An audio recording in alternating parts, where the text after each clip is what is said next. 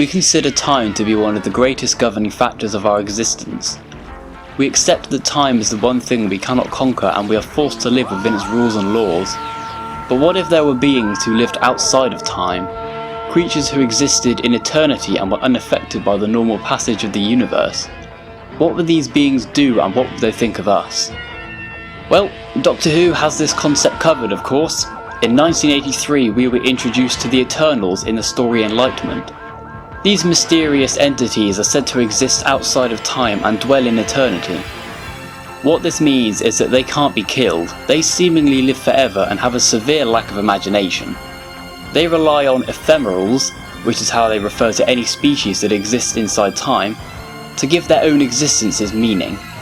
Often setting up diversions and games to keep boredom at bay using ephemerals, often humans, as players in these games, the Eternals, for all their power and time immunity, are effectively parasites.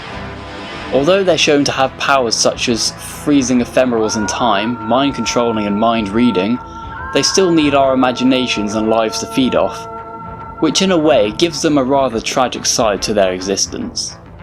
One of the notable incidences of the Eternals' diversions is the race across the Sol system for the prize of Enlightenment. Enlightenment was said to be something that could grant anyone's heart's desire, and it was being offered to the Eternals by the Black and White Guardians as a prize for the race. In reality, Enlightenment was the ability to choose between good and evil, the former of which was chosen by Vizsla Turlough in the closing moments of the story which led to the defeat of the Black Guardian. The Eternals themselves chose to break off into teams, each of which would model their ship on a different time period Earth vessel and abduct a human crew from the correct time period. Despite having immense power, there was a rule that stated they must operate within the limits of their chosen time period. All but one of the teams obeyed this rule. Captain Rack of the Buccaneer was in league with the Black Guardian and used his destructive power to annihilate the other teams. She and her first mate Mansell were thrown overboard by the 5th Doctor and Turlough and were displaced elsewhere. After Turlough won the Enlightenment prize, all the remaining Eternals were sent back into the Howling Void. Another Eternal, known as Light, set about surveying the life on Earth in the planet's early years. After some time cataloguing every species on Earth, Light went into hibernation in his spaceship. But in the time that he slept, Earth's life forms began to evolve, thus making Light's catalogue redundant. I'll be covering Light's expedition in more detail in a future video, so I won't say any more about it here. In the expanded universe of Doctor Who, the Eternals have appeared and been mentioned multiple times. I can't say that I'm familiar with any of these stories though, but the Doctor Who wiki is always there for you to check out for yourself.